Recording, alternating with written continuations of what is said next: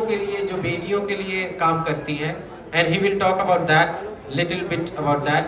And मुझे तो बहुत अच्छा लगा उनका कॉन्सेप्ट, क्योंकि उन्होंने जो बातें बताई वो वेरी हार्ट टचिंग थी मेरे लिए। So may I request Chikara sir to talk about that mission. उनके अभियान का नाम है कन्या सुरक्षा मिशन, संपूर्ण भारत का सपना। प्लीज सर आइए।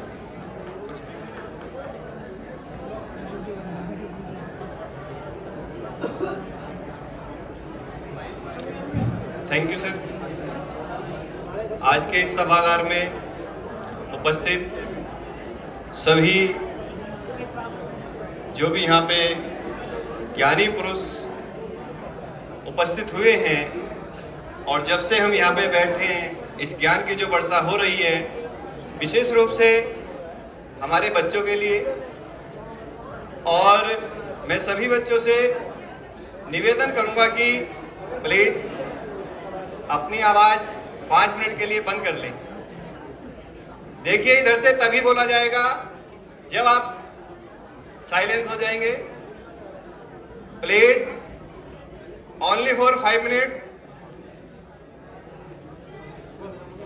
मैं सभी बच्चों से निवेदन करूंगा कि वो इनकी जो बात है उसको ध्यान से सुने, क्योंकि वो महिला सुरक्षा के बारे में है और इन्होंने जो बातें रिसेंटली मुझसे कही थी उस मिशन के बारे में, तो उससे सभी लोग कनेक्ट करेंगे। तो मैं रिक्वेस्ट करूंगा सभी बच्चों से कि थोड़ा डिसिप्लिन में रहें और थोड़ी देर शांत हो जाएं और सर की बातें सुने। Thank you. Thank you sir.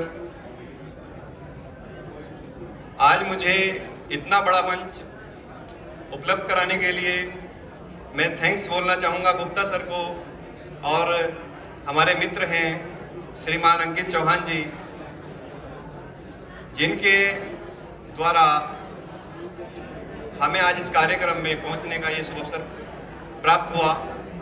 और सर ने जैसा बताया, भारतीय कन्या सुरक्षा मिशन ये एक ऐसा कार्य कर रहा है, अभी मेरे से पूर्व वक्ता ने बताया संस्कारों के बारे में, उससे पहले जो यहाँ पे सर बोल रहे थे कि हमें क्या करना चाहिए, अपने आप को कैसे मैनेज करना चाहिए, जो भी कार्य हम कर रहे हैं,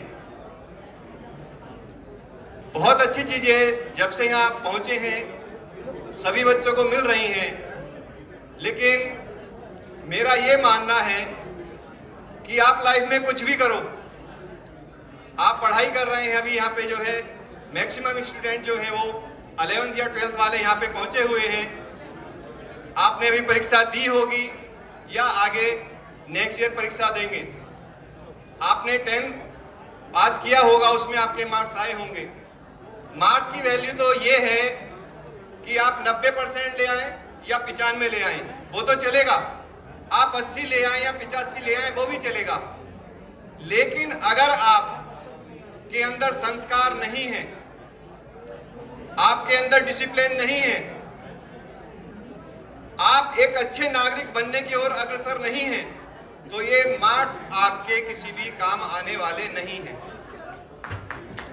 दूसरी बात है, आज का माहौल जैसे मैं देखता हूं बड़े बड़े कॉलेजेस में, हमारा जो यूथ है वो एक फैशन अपना रहा है। और वो फैशन क्या है पता है आपको? वो नशे को फैशन में ले रहा है। अभी मेरा बेटा जो है अंबाला एक यूनिवर्सिटी में पढ़ रहा है, यहाँ पे उपस्थित भी है, वो बताता था डैडी मेरे डिपार्टमेंट में जो लड़के हैं ना, केवल हम 3 लड़के हैं जो नशा नहीं करते हैं, बाकी सारे लड़के नशा करते हैं। तो भाई जीवन में अगर कुछ बनना है, आप कुछ भी कर लेना, नशा नहीं करना। अगर नशे की ओर आप आगे बढ़े तो सब कुछ बेकार है, आपके 99% भी बेकार है। आप अगर IIT से भी आप डिग्री प्राप्त कर लेंगे, डिप्लोमा प्राप्त कर लेंगे, वो किसी काम का नहीं है। एक रोज खबर आएगी माँ बाप के पास कि आपका बेटा जो है एक्सीडेंट में गया। कारण क्या होगा? नशा करके हम ड्राइव कर रहे थे। एक रोज खबर आएगी कि आपका बेटा जो है ड्रग्स माफिया बन गया और अब वो जेल में है, उसका कभी जो है वहां से निकलना नहीं होना है। और ये सारी चीजें कहां से शुरू होती हैं? जब आपके जो फ्रेंड होते हैं वो कहते हैं यार कुछ नहीं होता, बड़ा आनंद आता है, बस एक बार लेके तो देख। तो भाई जीवन में आपने कुछ भी करना है, सब आपको मुबारक है, लेकिन भाई मेरी आपसे रिक्वेस्ट है, आपको नशा नहीं करना है।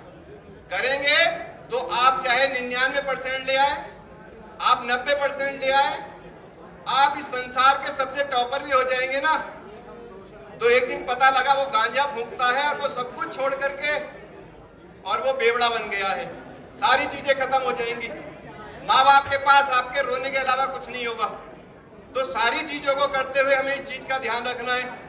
दूसरा है बेटियों के लिए, बेटियों के लिए ये है कि जो माँ बाप है ना, आप पे विश्वास करके और आपकी खून पसीने की कमाई आप पे खर्च करके आपको पढ़ने के लिए भेज रहे हैं, उनको कभी ये खबर ना मिले कि आपकी बेटी जो है ना किसी फ्रिज में बंद है, कटने के बाद में या कहीं जो है ब्रीफकेस में फेंक दी गई है।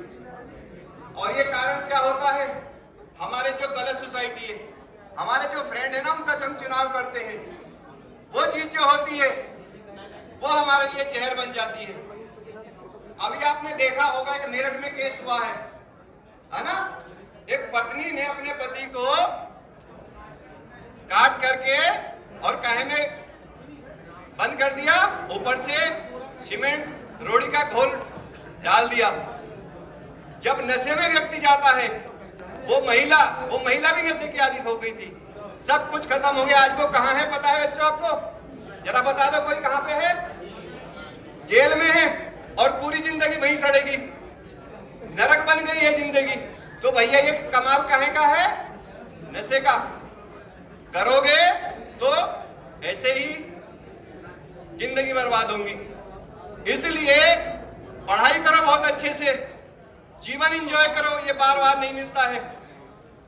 लेकिन अगर आप सोच रहे हो नशा करना ही जीवन एंजॉय है, तो मेरे हिसाब से प्रतिदिन जो घटनाएं घटती हैं वो नशे के कारण है। मेरी आपसे रिक्वेस्ट है, बस करना आपने है। अच्छा लगा मुझे, धीरे धीरे ये हॉल आज शांत हो चुका है मेरी बात सुनने के लिए। अब मुझे भी कुछ बोलने में अच्छा लग रहा है। दूसरी बात एक और है, जो बेटियां हैं, अभी सर ने कहा एक एक चीज ऐसी बोली कि आप पढ़ लिख करके डिग्री प्राप्त कर लेंगे, आपको बहुत अच्छी जॉब मिल जाएगी। लेकिन ये हमारी नहीं, पूरी सृष्टि की एक संरचना ही इस प्रकार है कि बेटी है तो वो शादी करके माँ बाप को छोड़ करके पति के घर जाएगी ना, और वहां पे अगर वो अपने रोब में रहेगी कि मैं तो 10 लाख के कमाती हूँ साल के, मैं तो 50 लाख के कमाती हूँ साल के, मुझे तुम्हारी क्या सुननी है, तो वो पैसा, वो पढ़ाई, वो किसी काम नहीं आनी है। वहां पे भी फिर जिंदगी नर्क है। क्योंकि ये एक सत्यता है कि अगर लड़का है ना, वो पढ़ा लिखा कितना भी है, वो अनपढ़ लड़की के साथ अपना जीवन व्यतीत कर लेता है। आज के समाज में जो प्रॉब्लम आ रही है, हमारी बेटियां पढ़ी लिखी हो रही हैं और वो अगर लड़का उनसे जरा सा भी 19 है तो उसके साथ कंप्रोमाइज करने के लिए तैयार नहीं होती है। और यही कारण है कि हमारे देश में आज की तारीख में जो हमारे न्यायालय है ना, वहां पे सबसे ज्यादा केस जो जा रहे हैं वो कहे जा रहे हैं संबंध विच्छेद के। यही कारण है वो संबंध विच्छेद के। और जब संबंध विच्छेद होता है ना, तब तो हम गुस्से में कर लेते हैं। मैंने कईयों को देखा है, फिर बाद में रोते हैं जी हमारा कल्याण करा दो। लेकिन होता क्या है, संबंधों में जब एक बार दरार आ जाती है ना, कोई भी चीज है, कहते हैं ना धागा जब टूट जाता है तो गांठ लग जाती है, और फिर अगर उसको सुई में निकालो ना, नोक में निकलेगा वो? अरे बोलो निकलेगा कि नहीं? नहीं निकलेगा ना। वही संबंधों में होता है, जब एक बार गैप आ गया ना तो फिर वो भरा नहीं जाता है। इसलिए बेटियों से मेरा निवेदन है, आप पढ़ लिख करके बहुत अच्छे आगे बढ़ो, सब कुछ करो, इस संसार के सबसे ऊंचे लेवल पे पहुंचो। लेकिन अगर किसी को जीवन साथी बनाओगे तो पूरा जीवन उसके साथ बिताने का संकल्प लेके बनाओ, अन्यथा अपनी जिंदगी खराब करो ना, सामने वाले की करो।